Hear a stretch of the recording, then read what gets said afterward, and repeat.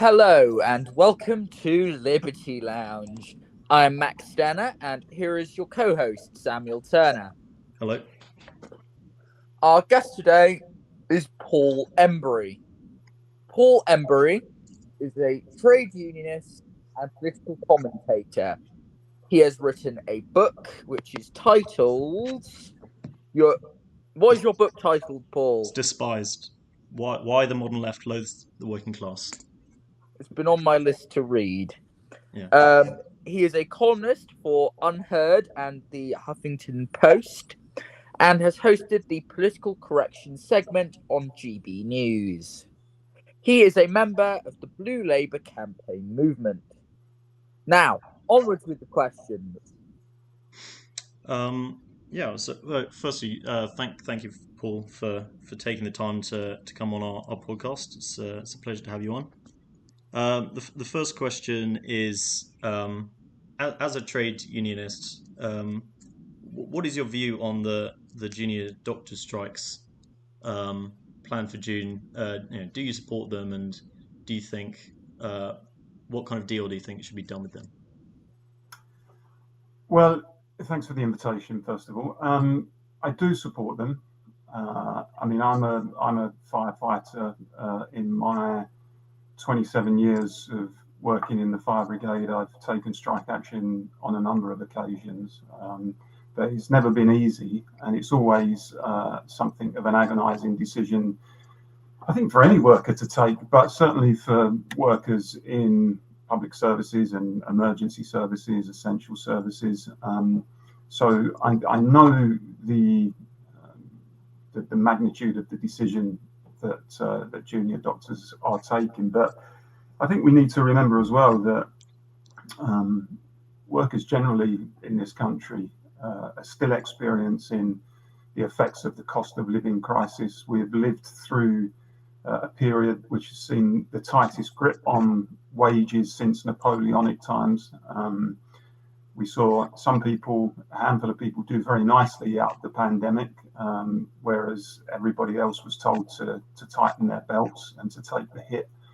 I think if you look at junior doctors in particular, their real wages have been falling now for a number of years, even though their workload has gone up. And I know that when these people decide to withdraw their labour, it's often the final straw.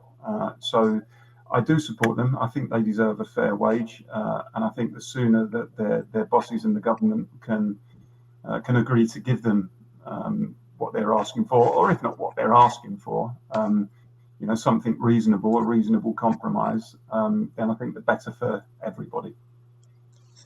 Thanks, Paul. I suppose, I agree with the principle of going on strike. I think it makes a lot of sense, especially with the cost of living crisis. But the thing I wanted to ask you about more specifically is that I suppose there's this idea that if you're in the public sector, it's easy to go on strike. They have very strong unions, and the private sector, they have very weak unions, and so it's hard to go on strike. And so, do you think it's a problem that the Labour movement and the Labour Party as well has become more oriented around the public sector, slightly at the expense of the private sector, or do you think that's just me needlessly dividing workers?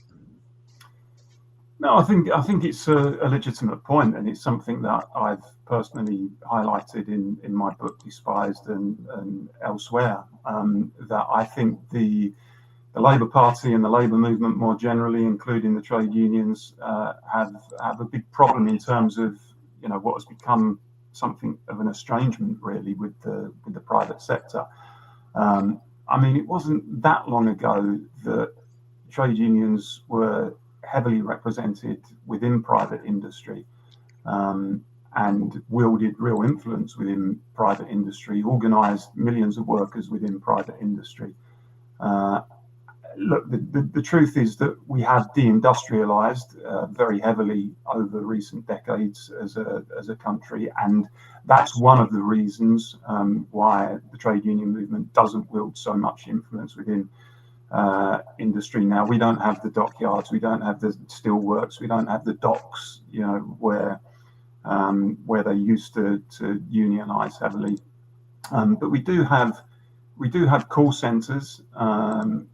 People often call them, the cotton mills of the 21st century. We do have the gig economy. We do have huge Amazon type warehouses where people are still doing those kinds of jobs involving manual labour, densely populated workplaces that are ripe for trade unionism, because often those people are still exploited. And the trade union movement has been pretty feeble, really, at organising in some of those places. And it's almost as if, as I've described it, the trade union movement has retreated to its comfort zone within the public sector, within local government, within public services, because it knows now that that's where its strength lies. And I think more broadly for the Labour Party, there's a real issue as well in terms of private sector experience when it comes to people working, candidates having experience of work in the private sector.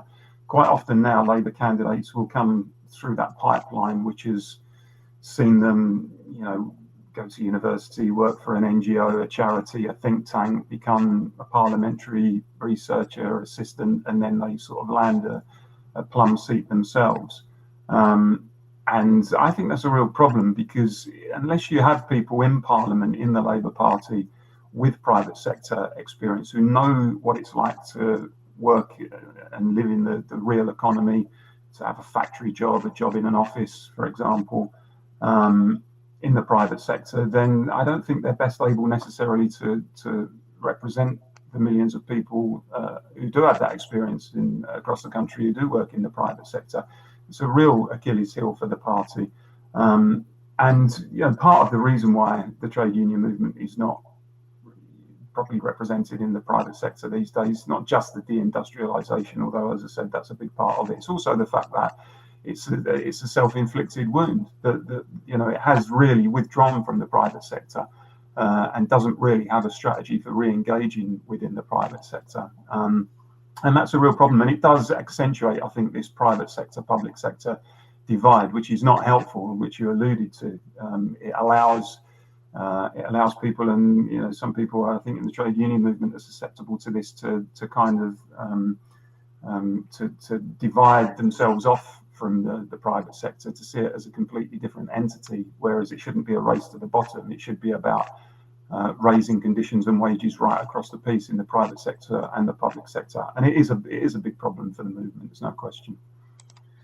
Yeah. I think that, of course, you write a lot about this in your book, but do you think there's any hope of that changing with a future Labour government in terms of the anti-union, anti-strike laws? Because I think when Labour came into government in 1997, they actually strengthened the anti-union legislation. Do you think it's the laws that need to change, or do you think it's more just the strategic aims of the unions? I think it's probably a bit unfair to say they strengthened the anti-union legislation. I think broadly there were some progressive measures from the new Labour government, certainly on questions like trade union recognition, for example, where a majority of people in a workplace wanted to be recognised by a trade union. The law was introduced saying that there should be trade union recognition with some qualifications. But certainly, I think it's fair to say that the new Labour government were not particularly pro trade union.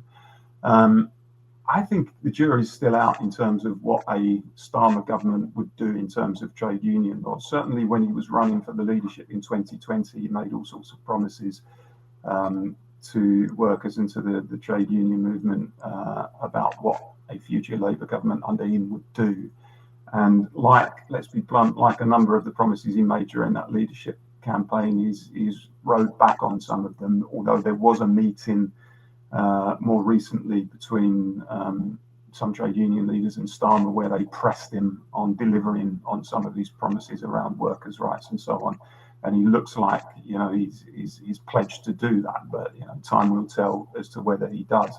But my strong advice, were they ever to listen to it, would be Labour governments tend to foul, I think, when they go to war with trade unions. It's never good. That's not to say that they have to capitulate to every trade union demand, but the Labour Party was born out of the bowels of the trade union movement. It's an integral part of the movement, and an integral part of the party. And I think there's been too much in recent years of Labour leaders within the Labour Party seeking to distance themselves from trade unions, and always seeing the worst in trade unions. Whereas, the evidence shows that where workplaces are unionised, people tend to enjoy better wages and conditions, job satisfaction, and so on. Unions often have the best ideas, I think, when it comes to things like productivity, health and safety, that kind of thing. And I think it's important that the Labour government under Starmer, will inevitably be a Labour government under Starmer, tries to keep unions on board instead of trying to alienate them. I don't think that serves any purpose. Yeah, I can agree with that. Max, what do you think about what Paul said? Do you have any questions about what he said so far? My concern is if junior doctors and nurses go on strike, that there wouldn't be anyone to care for people, and people might run the risk of dying. But I would support sort of a alternative way of vying for higher pay, which isn't striking.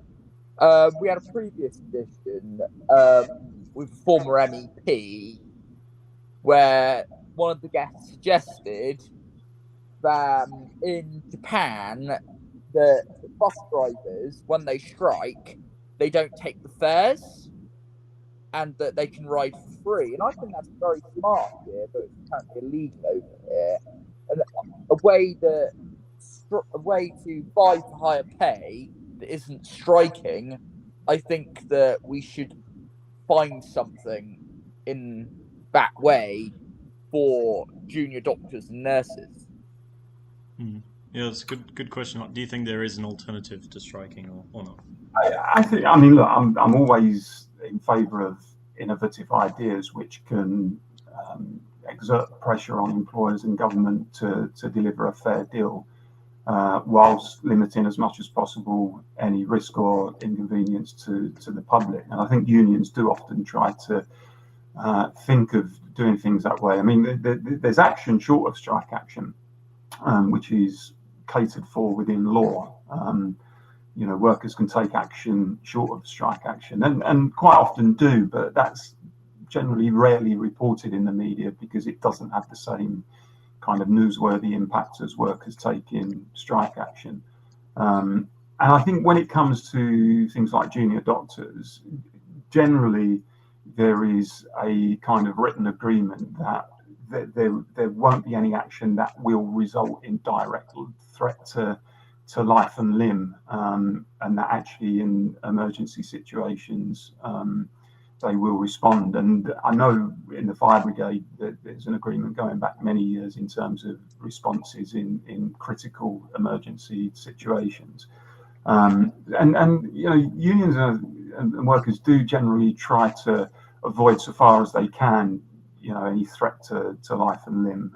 As I say, it's an agonising decision for anyone in an essential service to take, and they generally only do it if they feel that they've exhausted every other avenue, that they've negotiated as long and as hard as they possibly can, and they're still not getting a fair deal. And I think also we need to be clear that so far as there is any threat to safety and human life, etc., where responsibility lies. I know it's easy for people in the media to say, well, it must be directly attributable to people who have withdrawn their labour, but why have people been put in that position in the first place where they feel it's necessary to withdraw their labour? I don't think employers and government should be able to escape blame for any of those kind of threats to people's safety and to life and limb in the way that they would like to.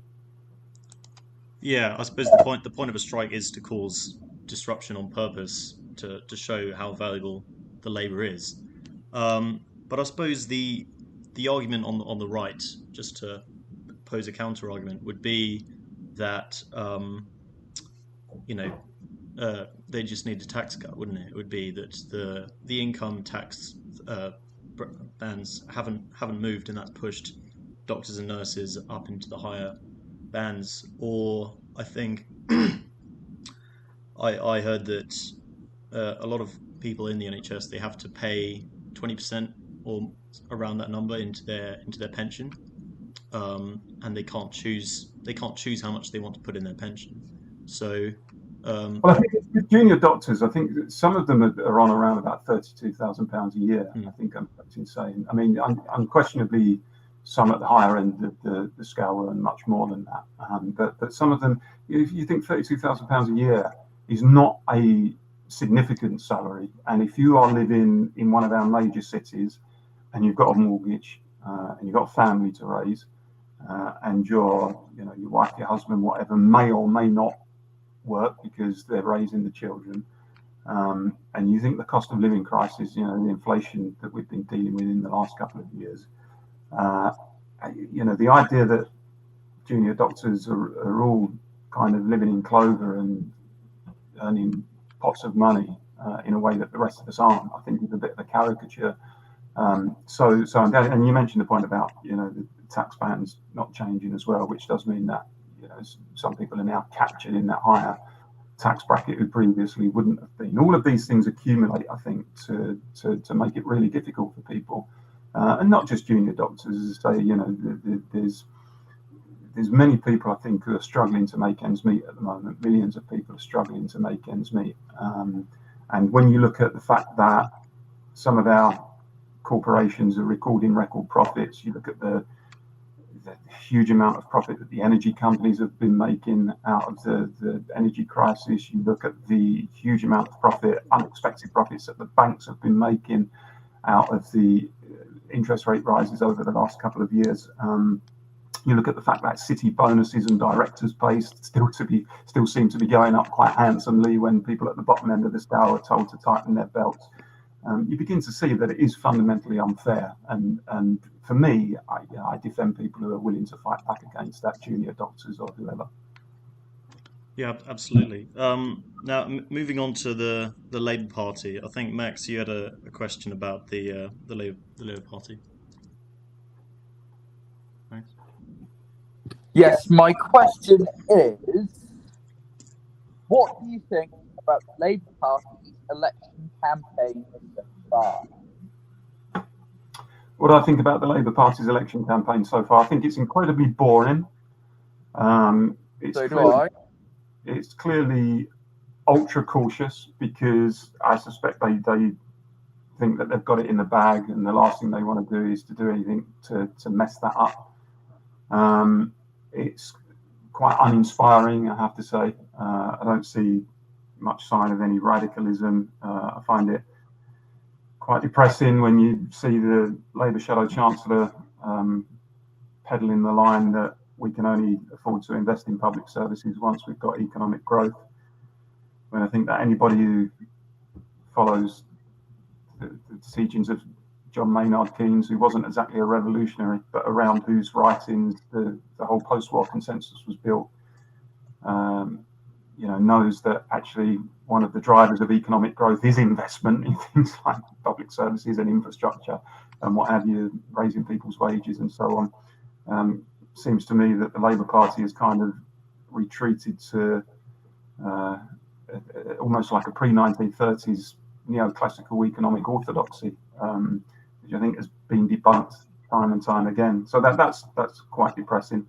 I suspect it could be something like the Australian election last year, where the Labour Party won. It got over the line, but not because it particularly inspired anybody, but because it was seen really as the least bad of two not particularly inspiring options.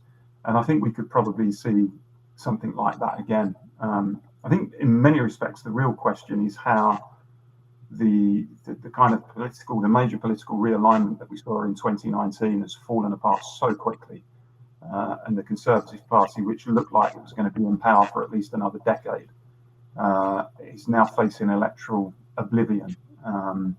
And for me, I think it's because the Tory party have completely betrayed the millions of one-time loyal Labour voters who voted for it for the first time in 2019. and instead of kind of leaning into those voters, the voters in the Red Wall, post-industrial Britain, beyond the M25, they just completely abandoned them, really. And there's nothing I would like to see more than the Tories wiped out at this election. And as much as I'm a Labour Party member, I have been for 30 years, I'd be lying if I said I've been particularly inspired by the Labour campaign. Yeah, thanks. And in your book, which I think was published in, oh yeah, Max, go on. What did you think of What it? I was going to say is that what's stopping you from joining a party which is more in alignment with your beliefs, something like the SDP? Well, I mean, I know quite a lot of people in the SDP. I think they're good people. I like a lot of the party's ideas. But for me, I think as things stand, given that we live in a first past the post system, the reality is that there's only one of two parties going to form the government in Westminster, and that's Labour or the Tories. And as much as I've been critical of the Labour Party over recent years and felt that it lost its way, it is still the party, nominally at least, of organised labour. A number of trade unions affiliated to it. I'm a lifelong trade unionist myself, and for me, still potentially represents the vehicle by which ordinary working people are going to improve their lot in lives. That's not to say that there isn't much wrong with the party even today, but it's still, of the two main parties that are likely to form the next government, the better option for working people. But I respect people who think otherwise and campaign in parties like the SDP, who I think have got a lot to say that we can listen to and learn from, frankly. Cheers. Yeah, that's interesting. What do you think about that, Max? First, what's your view on? Well, I think that if we don't break off first past the post and start to vote for other parties, nothing will change. And look at how Labour replaced the Liberal Party. I think that the SDP could replace the Labour Party, and Reform could replace the Tories, or some other party could replace them. I think that things can change. I'm optimistic. Well, I mean, I don't know how likely that is in the next, 10 to 15 years. Oh, it will take many years. It would take, of course, it would take a long time, and I suppose your point, Paul, is that tactically, if you're a trade unionist in the Labour movement, it makes sense to support Labour, for that reason. But I mean, in your book, I think you mentioned that there's a cultural problem on the left. I think you say that the Labour's become radically out of step with the culture and values of working class Britain. How much do you think? I mean, your book was published in 2020 when Starmer became leader. Do you think that's changed under Starmer? What if you were to add like a little bit onto the end of your book, maybe, or like an updated version? Would you say anything different? I think some effort has certainly been made to reconnect with working class communities. I mean, we've seen over the last couple of years, Starmer has been at pains really to emphasise issues like patriotism, and quite often stands in front of the Union Jack when giving speeches, emphasising the importance of community, talking about some of those issues that are close to the hearts of people in working class communities: national security, law and order, border control, all those kinds of things. So I think it would be unfair to say that there's been no change or no improvement. My concern is that the change ends up being superficial, in the sense that it's quite easy for a leader to talk about those themes and to do all of the PR around that sort of stuff. But if you've got a party standing behind you, large parts of which are not on board with it. And I'm quite sure, actually, that there are large parts of the party who are distinctly uncomfortable with some of this stuff. You talk about immigration, for example, and they look down and shuffle their shoes in embarrassment. Then it's going to be difficult to really kind of bring about the change on some of those issues that we're talking about. So I think there is still a disconnect there. I think there are still quite a few people who, in working class communities, rebel communities, who still remember the promise of the second referendum from the Labour Party, and that still rankles a lot.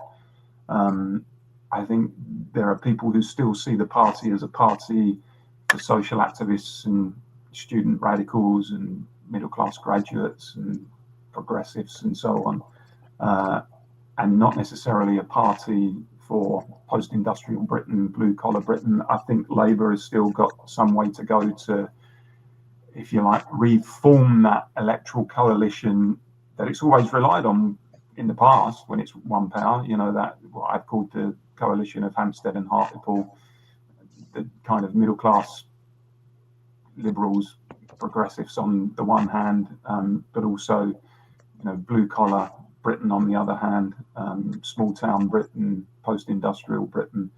And it was actually that second part of the coalition that, for most of its existence, was always its greater part. And I'm certainly not someone who says that, you know, the Labour Party should focus only on the C2 DEs, on blue-collar Britain. I'm quite happy for, you know, the Hampsteads, the middle-class liberals to be part of the coalition. I think it's important that they are.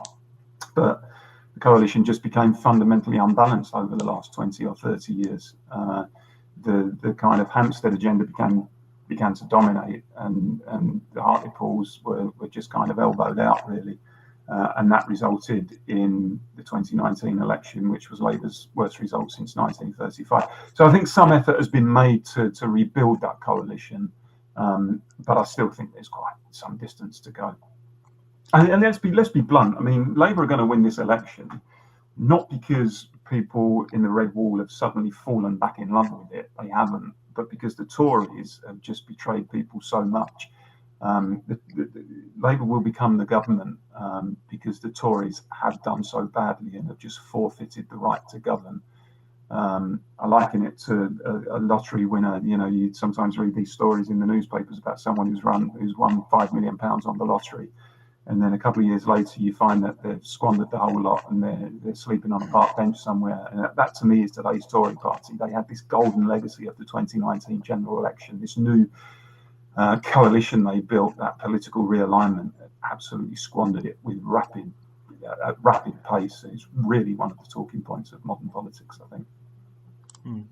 Yeah, thanks. I think that it's interesting you mentioned that sort of 2019 realignment, because it does seem that politics has become less about economics, like traditional Labour politics, and more about culture.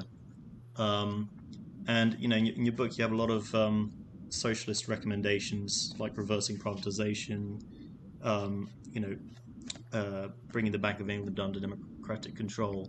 But as far as I can see, I mean,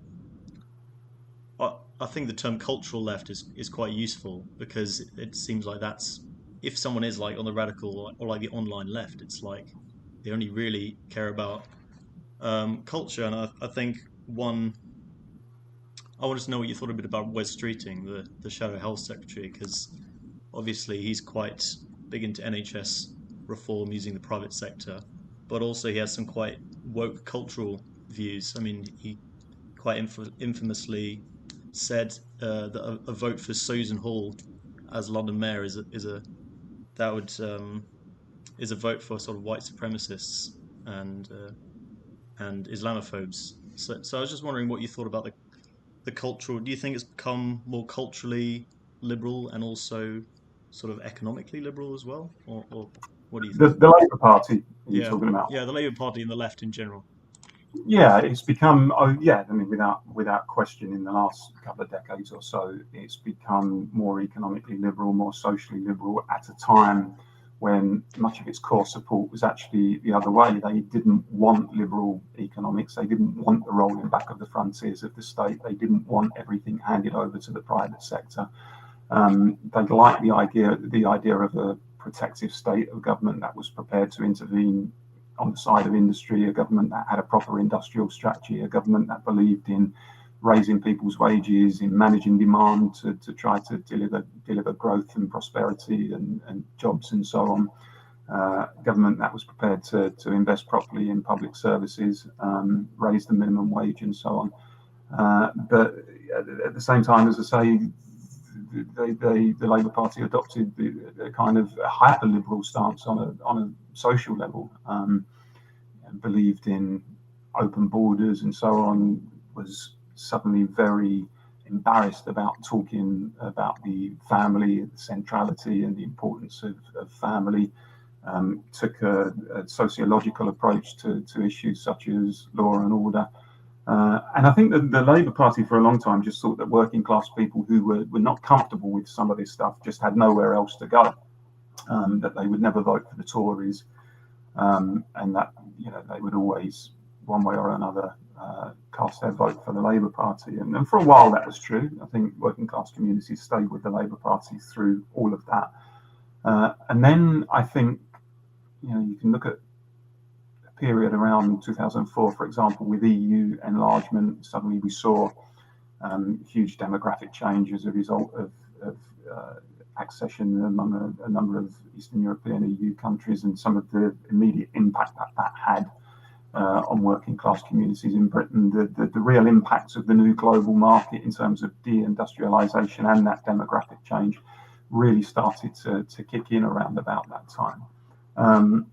And people thought, actually, this kind of this economically liberal, socially liberal, pro-globalization agenda isn't really working for me and my community. I don't particularly feel enriched by it economically or culturally or spiritually. Is it as good as people say it is? And those people were often dismissed as being xenophobes and bigots and racists. And that, I think, is why they began to fall out of love with the Labour Party. And millions of them at first, I think, began to abstain, or in some cases they voted for UKIP, or where I was living, Barking and Dagenham, they voted for the BNP in quite large numbers. And even then, they didn't really go to the Tory party, because I think it was still seen as a bit of a stigma for many of those former Labour working class people to vote Tory. And then I think Brexit had a massive impact in terms of widening that schism between the working class communities and the Labour Party, because the Labour Party by and large was very much pro-Remain. And if that wasn't an issue enough, then the second referendum policy, as I said earlier, I think was an electoral suicide in terms of the connection between the Labour Party and those communities. And then in 2019, those communities showed the Labour Party that they did have somewhere else to go. You had this Conservative Party that was promising to get Brexit done, which said it would get a grip on immigration, which said it would level up their communities, bring jobs and prosperity, reindustrialise and so on. But what I say to people is, I think even today there are some people in the Labour Party who think that the hemorrhaging of the working class vote began with Jeremy Corbyn becoming leader. Actually, if you look at the stats, it happened well before that. You can trace it back to, as I said, the early part of this century, and began to happen under Blair, actually. And even today, I think there's still parts of the Labour Party that haven't understood why that schism happened, and just think it was, an aberration connected to Corbyn. I think those people are very, very misguided. Yeah, thanks. But Max, would you agree with Paul that we need a more sort of left-wing but culturally conservative Labour Party or movement in the Labour Party? What would you think? What do you think? I completely agree. I think it's the most underrepresented segment in British politics. I think there was a study that showed something like 60% of people were roughly socially leaning a bit right, economically leaning a bit left. I think that if the Labour Party took that line, it would do so well. But It hasn't, and that baffles me. Yeah. They're And just that out of touch. yeah, and it makes you think that would Labour be so high in the polls right now if it hadn't been for the COVID pandemic, the lockdown, the energy crisis, inflation. I mean, neither of us here are fans of the Tories, but they have been given quite a big series of challenges, including the war in Ukraine and so on. So, what do you think, Paul? Do you think that Labour would be so high? Do you think they've just benefited from the Tories making a mess of things, or do you think that there is something people like about Keir Starmer? No, I don't know Keir Starmer personally. He may well be a very nice guy. I don't sense there's an awful lot of affection for him personally. I mean, that said, I don't think there's an awful lot of affection for any politician particularly. But and the Tories did face some challenges around COVID and so on. But all governments face challenges, serious challenges, which really kind of test their mettle and test their ability. And I think it would be wrong-headed to conclude that the only reason that Labour got the kind of significant lead that they had was because of COVID or because of the war in Ukraine. I think there's much more to it than that. I think that that people feel that I think this is probably the worst government of my lifetime. I really believe that. And I think many people probably feel the same. I think they've made a bad job of managing the economy, notwithstanding the economic challenges that there've been. I think you look more widely at the country. I think we are an undeveloping country, as I've described it, over the last 14 years. I think there has been a serious decline in the ability of our institutions to run themselves and inspire the trust and secure the trust of the public who they're supposed to serve. I think there's so many things within the country that just don't work anymore. I think the police do their jobs; they don't do what they're supposed to do on the tin. I think you look at NHS waiting lists are through the roof. I think it's, for so many people, it's really difficult to get an appointment to see their GP. Getting through to HMRC on the phone is almost impossible. I think you've got an activist civil service who tries to block anything designed to improve some of that stuff. And I just think there's a bit of a sense of the last days of Rome, without sort of over egging it. I think people are just fed up at the fact that so many things don't work, including, most importantly, the economy, the NHS, our borders are just not properly controlled, and they hold the Tories responsible for that with good reason. And I don't think the fact that we find ourselves in that position is explained by COVID or Ukraine. Yes, they were challenges, but there's lots of other reasons why we're in the position that we are. Indeed, yeah, and I just wanted to. I mean, perhaps not an issue we haven't talked about much is immigration, and you've written a lot about immigration, both about the economic and the cultural impacts of that, and on the economics, you argue that mass migration depresses wages, and on culture, it kind of balkanizes people into different groups and sort of prevents that kind of class solidarity.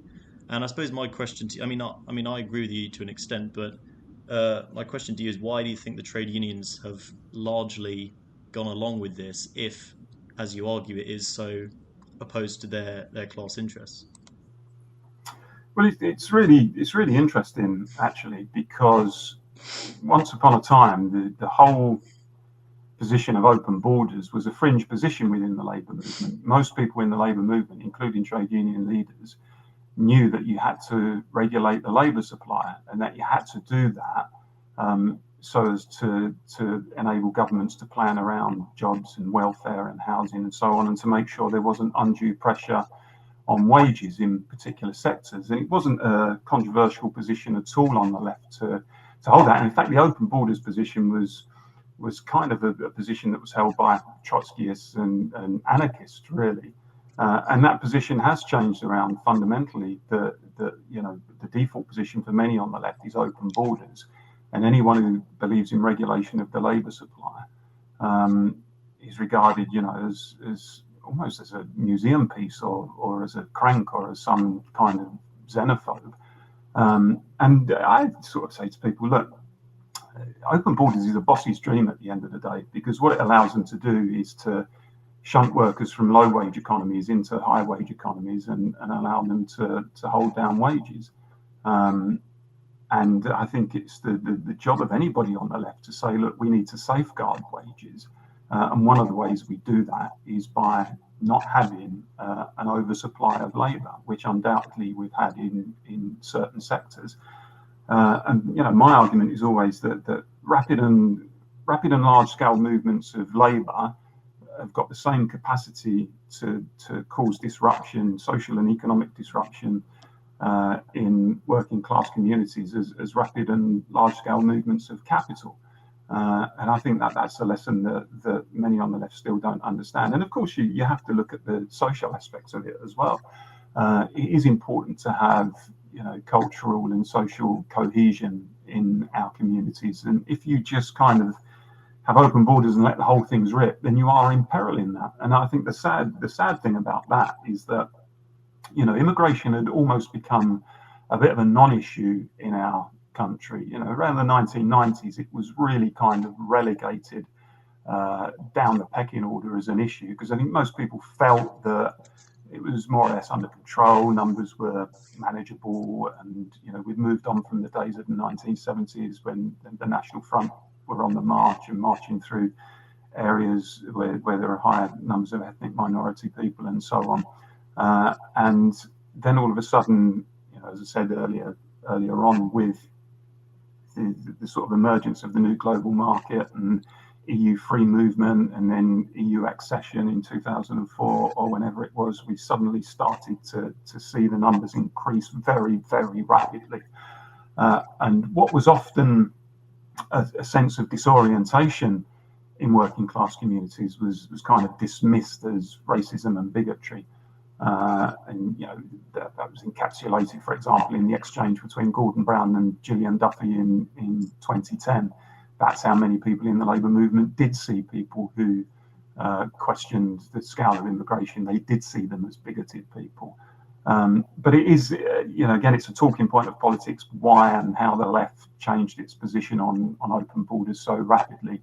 But I think has been proved wrong. Those people who banged the drum for open borders and said, no, it doesn't affect wages and there's nothing to worry about. We'll all be kind of enriched in every sort of way by it. Well, look what happened with Brexit. Look what happened at the general election in 2019. Working class people in those communities affected by the open borders strategy, ideology, rebelled against it. Not because they were all bigots. In fact, I think the vast majority of people in our country are tolerant, but because it was just having an impact on them in a social and economic sense, which made them uneasy. And I think they were quite right to push back against it in the way that they did.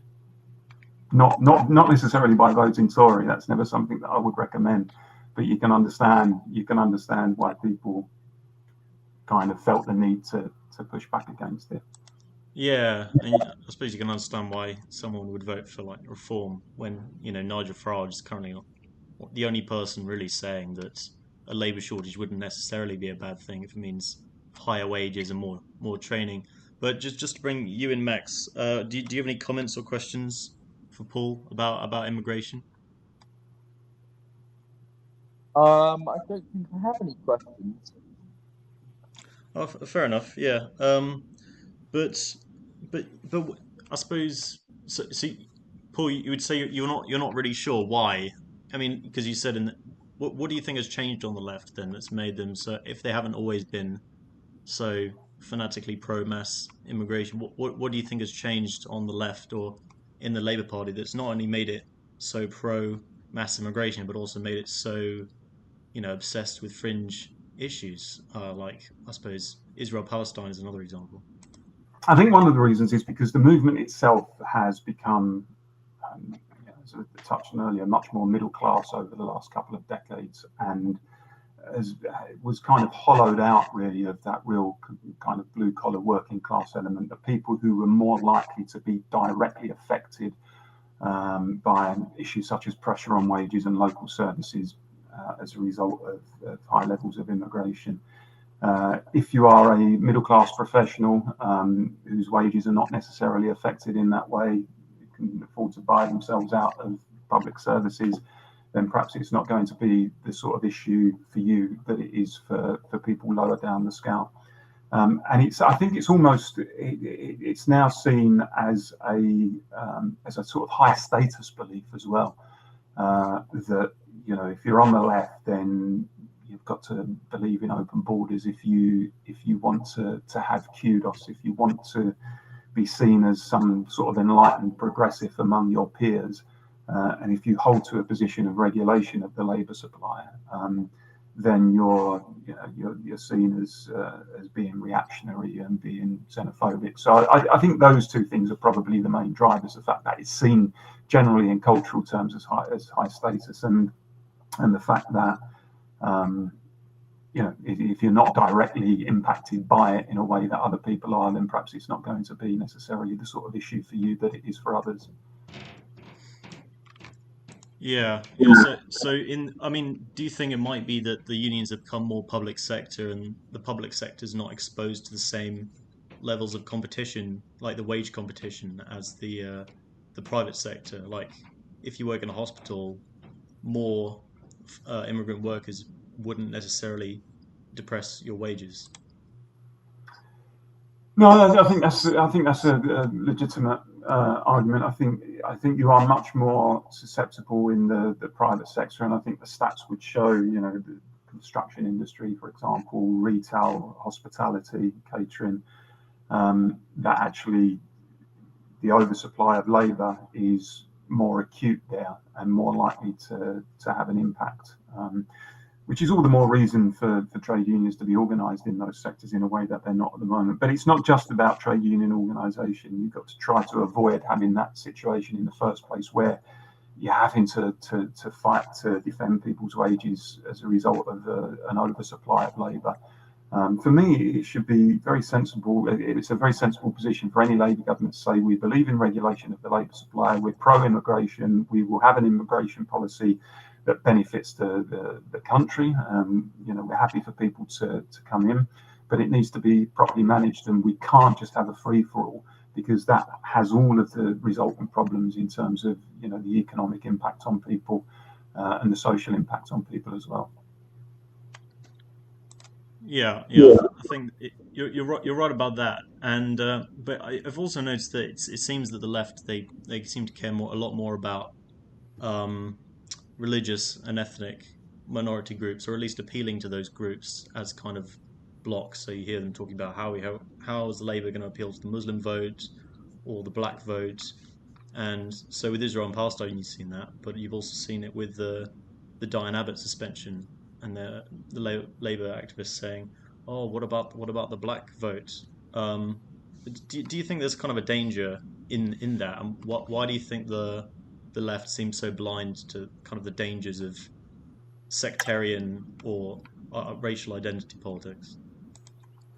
Well, again, I think it's probably seen as a bit high status for people to kind of be into those sorts of battles on the left. But it is ultimately, I think, really debilitating for the left. This kind of, whether intentional or not, this kind of strategy that ends up dividing people from each other, and the promotion almost of the active promotion of separateness and difference between people, accentuating how different people are from each other, rather than, which should surely be the job of any socialist or trade unionist, trying to build commonality between people and try to emphasize what people have in common, has been so divisive, and I think has undermined the left in so many ways. You know, as a trade union official, it was important for me to go into union meetings of members and to try to build common bonds between people and that universality between people, rather than trying to separate people off from each other. And again, I think that's part of the fact that it's almost like a luxury belief that a middle class progressive can afford to have those sorts of beliefs, because the bread and butter of the economic battle hasn't necessarily come to their doorstep in a way that it has for other people. So again, a kind of high status belief that progressives can adopt in the hope that it's going to show them as sort of enlightened. But by God, it is counterproductive in a way that I think many of them haven't grasped. I'm just conscious that the sun has started streaming through, which you've probably spotted. So I'm just going to close my curtain and you can carry on talking. So Max, did you have any thoughts on what Paul said? Any final thoughts? I don't think I have much to say. No, that's everything. You've said everything, Paul. But said exactly what's on my mind. Exactly, yeah, and I think it's interesting though, that you and Morris Glasman have been, I suppose, really prominent voices on the side. The architects of the Blue Labour. Yeah, and it's a shame that kind of appeals to a lot of people, and it seems like you kind of have these imitations, don't you? You have Blue Labour Boris, hanging out with the workmen, or you have Keir Starmer pretending to be patriotic when he was flags on leaflets. We all know he's free movement, pro free movement, and wants to take us back into the EU. Well, imitation, they say, is the highest form of flattery, but I'm not convinced that most of the imitators really kind of believe in it, to be honest. Oh, not at all, not at all. No, but I suppose sort of you've got the Conservatives, Labour, Liberal Democrats. Like last week, you had Liberal Democrats leader Ed Davey going down a water slide. Yes. Does that somehow show he's in touch with the public? One is the Lib Dems are probably so desperate for a bit of coverage that they're going to these kind of extreme lengths to try to get themselves on. Lib Dems have always been like that. Yeah, but probably. I just wanted to ask you if you. It comes across as very fake. Indeed, yeah. I think that you could say that about all of them, actually. I think, or at least the Tory Lib Dem Labour. But I suppose the final question for you, Paul, is what would you say is the one? We've discussed quite a few issues, but what would you say is the one issue that you wish was being discussed more by politicians and journalists? I think, and I touched on it earlier, I think the lack of any kind of economic radicalism or any kind of economic thought at all is really dangerous. It's almost as if both main parties kind of think, well, the economy that has to be dealt with by the technocrats and by the officials at the Bank of England, and we need to outsource our powers as government. You see it, it's a long time ago now, 97, but you saw that kind of mindset with the handing over of monetary policy from government to the Bank of England. It's almost now that's accepted as a good by everybody. And I really don't know why. Why is it acceptable that a democratically elected government thinks it's right to hand over a significant plank of economic policy, control of the money supply, with all of the implications that has for employment level, competitiveness, and all people's personal finances, to unaccountable officials, faceless officials at the Bank of England? And I think that kind of mindset has captured so many politicians, where they think our job is just to do the bare minimum, just to try to keep things stable, but all of the crucial decisions should be taken by other people who are not democratically elected, because these people are the real experts, the technocrats and so on. And